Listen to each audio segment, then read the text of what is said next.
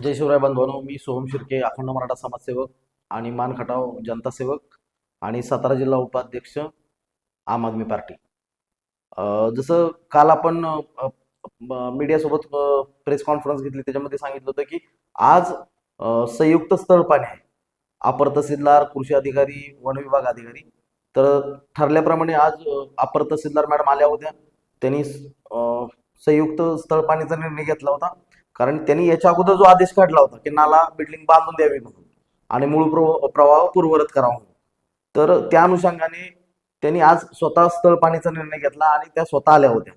तर स्थळ पाहणीमध्ये त्यांना लक्षात आलं की खरोखरच नाला बांध हा तुटलेला आहे आणि शेतकऱ्यांचं जे पाणी वरून जे फॉरेस्ट विभागातून येत होतं त्या नाला बिल्डिंग मध्ये थांबायचं आणि हळूहळू करून ते तलावपर्यंत जायचं. तर ते कुठंतरी डिस्टर्ब झालंय, त्या पाण्याचा प्रवाह बदलला गेलाय. तर त्या अनुषंगाने त्यांनी येऊन आज पूर्ण स्थळ पाहणी केली आणि पुन्हा एकदा पंचनामा केला. तर त्यांनी जो निर्णय घेतलाय याच्या अगोदर की नालाबांध बांधून द्यावा आणि मूळ प्रवाह पूर्ववत करावा, तो अतिशय योग्य निर्णय आहे आणि हे त्यांच्या पण लक्षात आलंय. कारण फॉरेस्टचं एवढं मोठ्या प्रमाणावरती पाणी येत होतं आणि ती थांबायला जागा कुठलीच नाही. त्याच्या खाली डायरेक्ट एक नाला बिल्डिंग आणि त्याच्यानंतर तलाव आहे. तर त्या अनुषंगाने त्यांनी घेतलेला निर्णय हा अतिशय योग्य आहे. नाला बिल्डिंग ही बांधून घेतलीच पाहिजे आणि त्या हिशोबाने त्यांनी आता एक आठवड्याचा टाइम दिलाय सर्व शेतकऱ्यांना की आपापले जबाब द्या आणि त्या जबाबामध्ये की बाबा नाला बिल्डिंग बांधल्यानंतर पाणी कसं जाणार आहे खाली प्रवाह पकडून. तर प्रत्येकाने आपापला तो जबाब द्यायचा आणि कुठून पाणी काढून द्यायचं गेलं पाहिजे ते त्यांनी सांगायचंय. तर त्या हिशोबाने त्यांनी मंगळवारची त्यांना सगळ्यांना सांगितले की बाबा तुम्ही तुमचे जबाब घेऊन या. दुसरी गोष्ट, हा निर्णय अतिशय महत्वाचा निर्णय आहे. ह्या निर्णयाकडे अख्ख्या तालुक्याचं लक्ष आहे. कारण आपला मान तालुका हा दुष्काळी भाग आहे आणि दुष्काळी भाग असल्यामुळं इथं जलसंधारणाची कामं मोठ्या प्रमाणावरती झाली. स्वर्गीय सदाशिवराव पोळ तात्या यांच्या काळामध्ये मोठमोठ्या नाला बिल्डिंगी, मोठमोठे तलाव आणि बऱ्याच साऱ्या म्हणजे पाणी कसं थांबेल या योजना राबवल्या गेल्यात आणि त्याला गेले आता कुठल्या नाला बिल्डिंगला 30 वर्ष झालेत, कुठल्या नाला बिल्डिंगला 25 वर्ष झालेत. तर या पद्धतीनं याच्या अगोदर जे जलसंधारणाचे कामं झाले त्या माध्यमातून शेतकऱ्यांना उन्हाळ्यात शेतीमध्ये किंवा विहिरीमध्ये पाणी पाजर कसं फुटेल आणि शेतकऱ्यांना त्याचा उपयोग कसा होईल याच अनुषंगानं ते प्रकल्प राबवले गेले होते. आणि जर ही नाला बिल्डिंग बांधली तर पूर्ण मान तालुक्यातील शेतकऱ्यांना किंवा ज्यांच्या गटामध्ये नाला बिल्डिंग आहे किंवा तलाव आहे त्यांना हा मेसेज जाणार आहे की विदाऊट शासनाची परमिशन किंवा ग्रामपंचायती परमिशन न घेता नाला बिल्डिंग तोडणं हे कायद्याने गुन्हा आहे. त्याच्यामुळं तहसीलदार मॅडमनी जो आदेश केलाय तो आदेश कायम ठेवावा आणि पाणी जाण्याचा जो प्रवाह आहे तो सर्व शेतकऱ्याच्या सहमतीनं म्हणजे काढावा आणि त्या हिशोबाने तलावापर्यंत पाणी घेऊन जावे. खरं तर तुम्ही अनेक दिवस झालं गेल्या 2012 पासून ही लढाई लढताय ह्या शेतकऱ्यांच्या न्याय हक्कासाठी.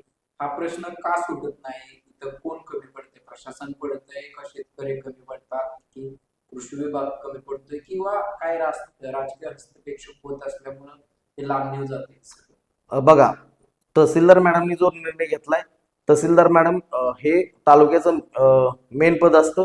त्यांनी निर्णय एकट्याने नाही घेतला. त्यांनी अगोदर सगळे जेवढे पंचनामे आहेत ते सगळे बघितले. म्हणजे पहिला पंचनामा कृषी विभागाने केला, त्यांचा मंडलाधिकारी जाऊन केला. त्यांनी त्या पंचनाम्यामध्ये ते समक्ष जी घडली घटना ती त्याच्यामध्ये पंचनाम्यामध्ये लिहिली. त्याच्यानंतर जो वन विभागाने केला त्याचा पंचनामा त्यांनी बघितलाय. त्याच्यानंतर त्यांचा अपर तहसीलदार मॅडमचा मंडलाधिकारी त्यांनी स्वतः केला आणि त्यांनी स्थळ पाणी करून पंचनामा केलाय.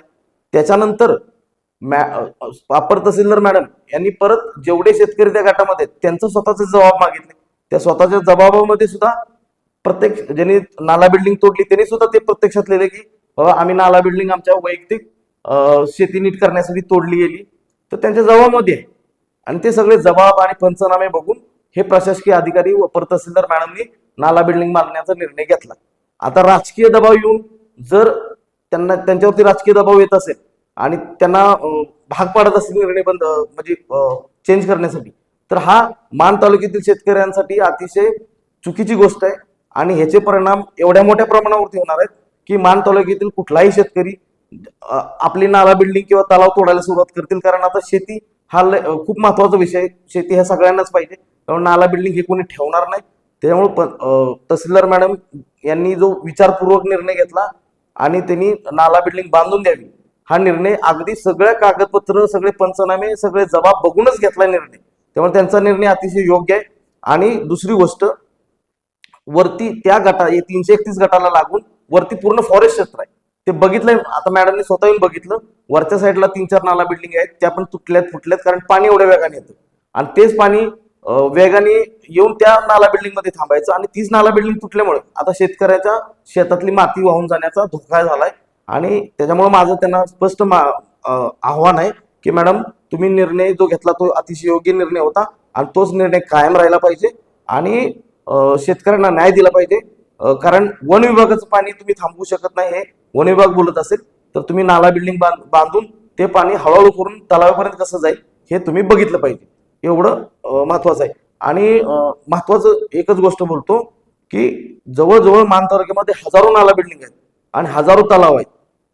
आणि कुणी म्हणत असेल पहिल्यांदा जबाब ज्यावेळेस मागितले त्यावेळेस त्याचे तोडणाऱ्या शेतकऱ्यांनी त्यात लिहिले मी नाला बिल्डिंग तोडली, नाला बांध तोडलेला आहे.